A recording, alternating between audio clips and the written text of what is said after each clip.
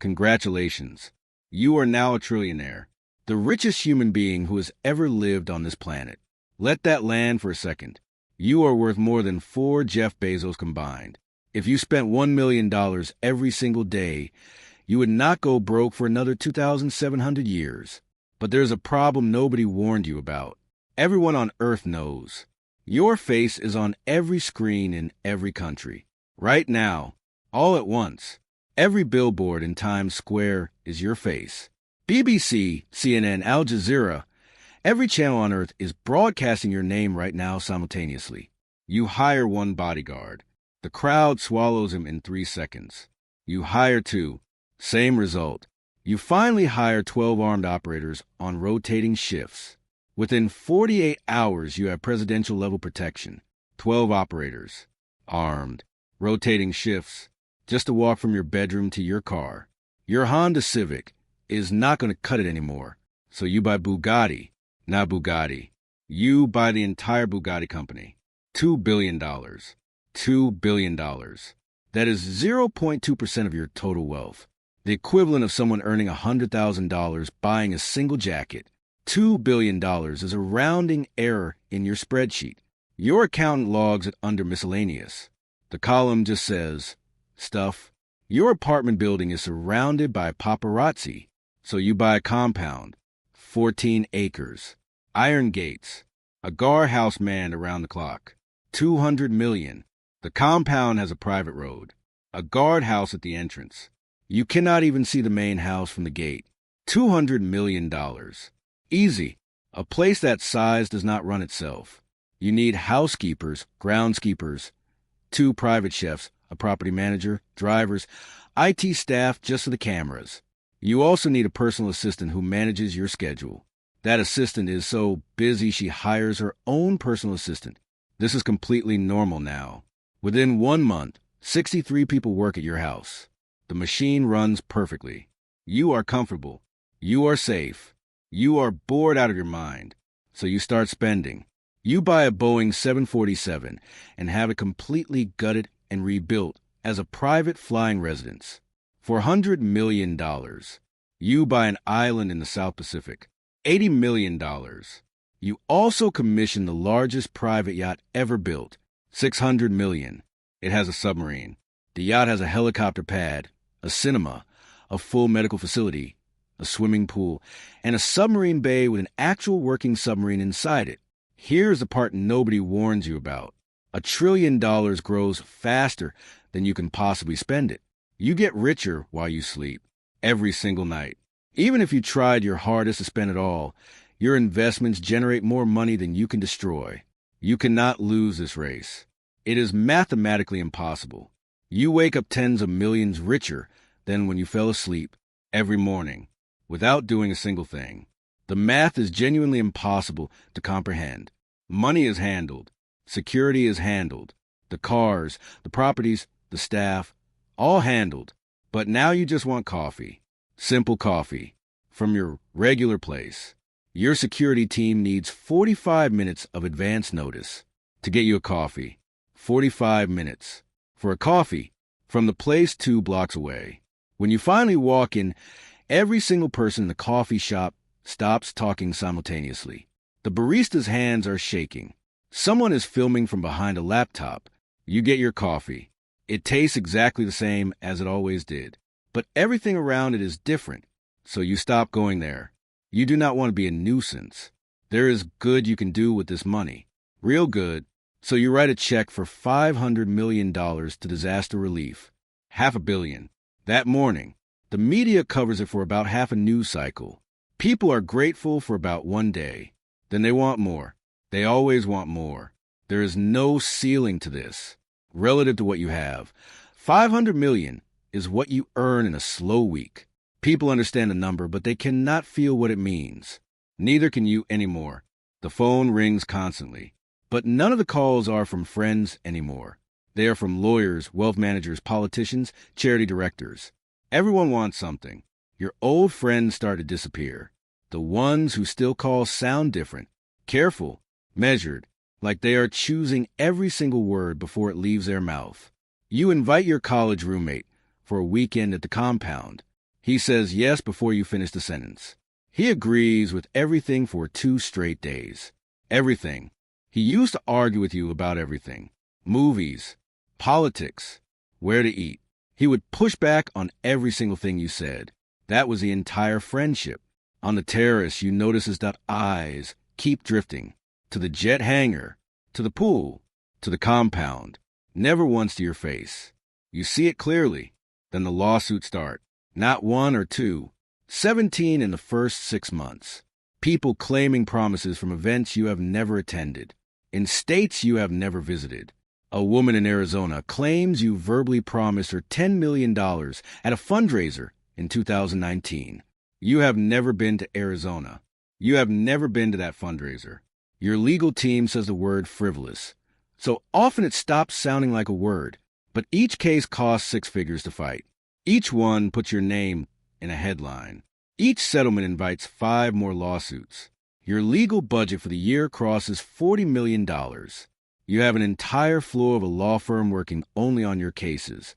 You settle 3 cases not because they have merit, but because fighting them publicly costs more than writing the check.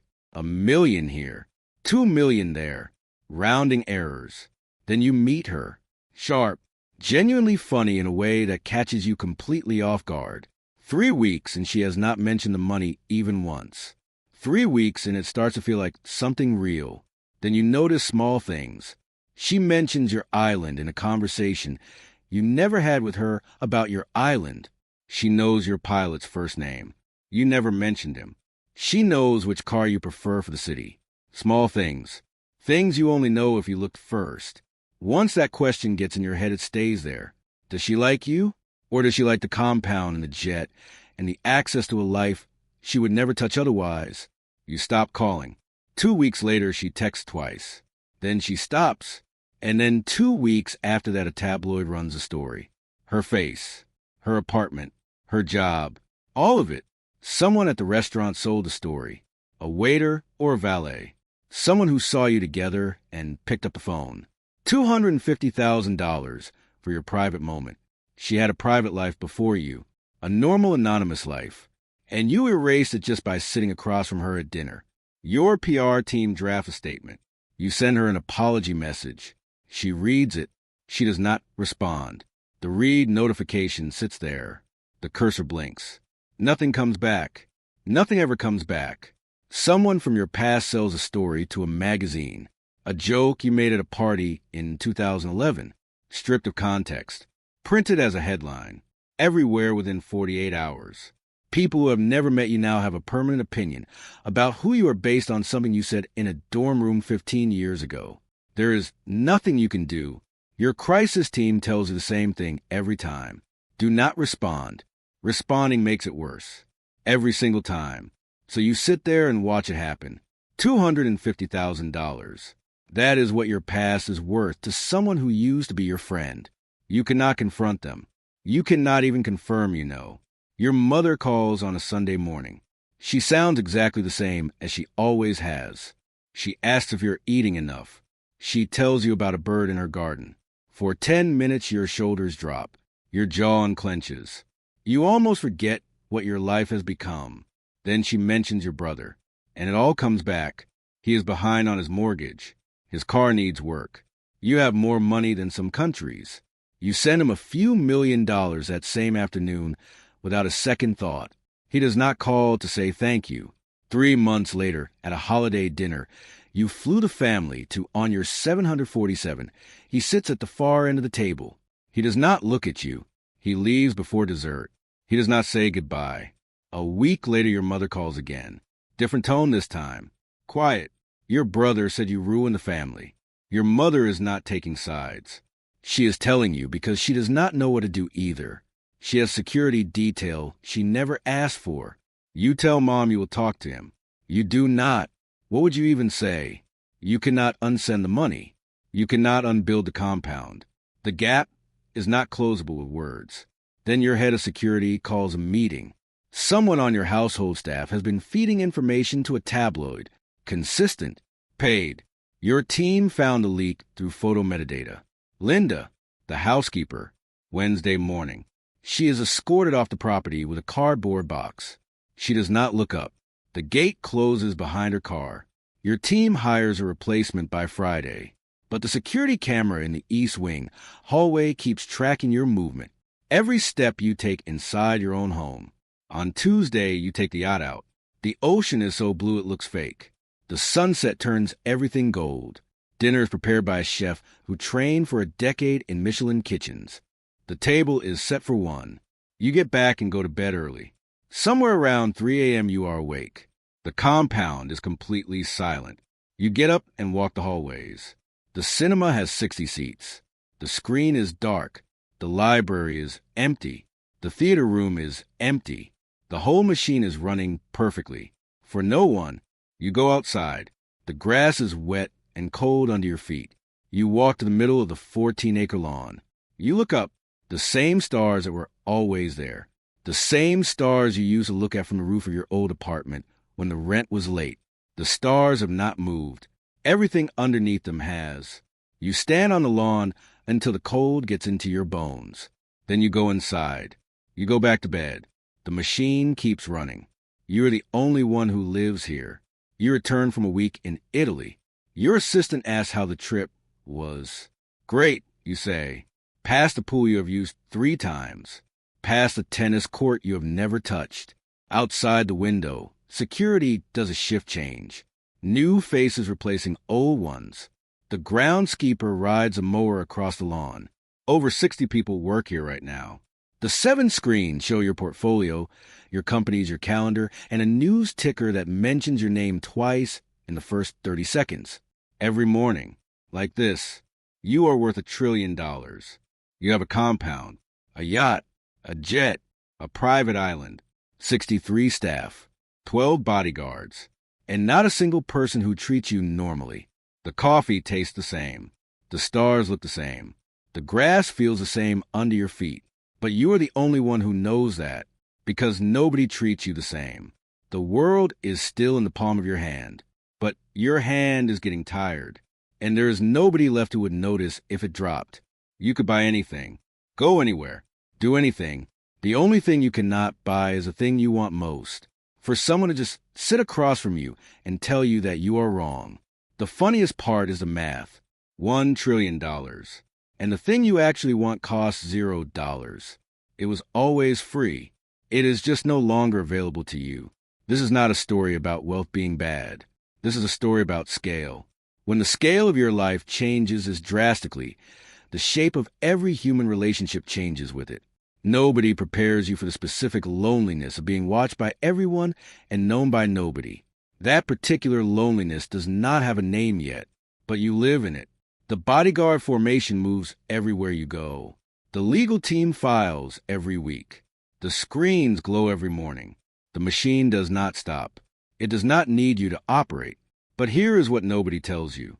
When you had nothing, the world was small and full. Now you have everything, and the world is enormous and almost completely empty.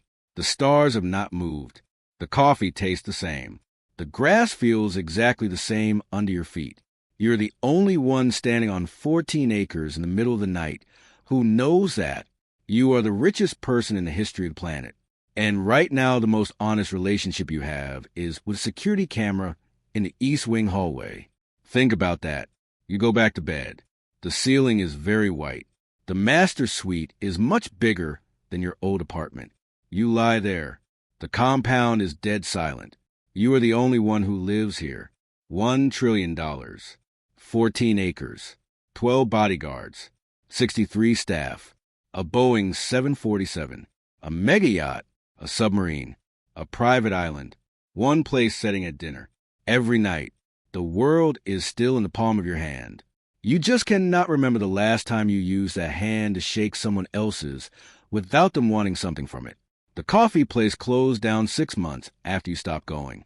Apparently, they had a lot of their business in the morning rush. Your absence left a gap. Everything leaves a gap. The brother eventually sells his story too, not for malice, just because someone offered him enough money, and he had always been the one who needed money more than you. You do not call the lawyers. You do not issue a statement. You just read it. He is not wrong about most of it. That is the part that is hardest to sit with. Mom still calls on Sundays. Her voice is the same. The bird is still in the garden. She still asks if you're eating enough. Some things do not change. You hold on to those. You open a foundation. You hire people who actually believe in the work. You fund research, schools, clean water projects. The money does genuine good in these specific rooms. The foundation people treat you differently. They push back in meetings. They tell you when a proposal is not working. They argue. You hire all of them immediately and double their salaries. You realize the only rooms where people treat you normally are the rooms where the work matters more than your name on the check. You start spending more time in those rooms. The compound still runs. The legal team still files weekly. The bodyguard still rotates shifts. The machine does not need you. It never really did, but the foundation does. You still have 12 bodyguards. You still have 63 staff. You still wake up richer every single morning. Some things about this life do not change. You have just stopped waiting for them to. The stars still look the same from the middle of the lawn at 3 a.m. You still go out there sometimes. The camera still tracks your movement. You have stopped finding that unsettling. Mom still calls on Sundays. The bird is still in her garden. She still asks about your eating. You still tell her everything is great. Some things you just hold on to exactly as they are. $1 trillion. And the best part of every week is a 10-minute phone call that costs absolutely nothing. That is not a tragedy. That is just the truth about what actually matters. The compound still runs. The machine keeps humming. 63 people working right now. 12 bodyguards rotating right now. The world watching right now. You're going to bed. The ceiling is still very white. The bed is still much bigger than your old apartment. The stars are the same outside the window. You close your eyes. The machine runs without you. In the morning, the counter will tick up again. Tens of millions added while you slept. The bodyguards will change shift. The groundskeeper will start the mower. This is just your life now. You get up. You shower. You get dressed. Your assistant asks how you are. Fine, you say. And today, for the first time in a while, is almost actually true. $1 trillion. The world in your palm. A family that changed. Friends who disappeared. A woman who read the message and did not reply. 63 people keeping your machine running. And you, the only one who lives here. Good night or good morning, depending on when the counter woke you up this time.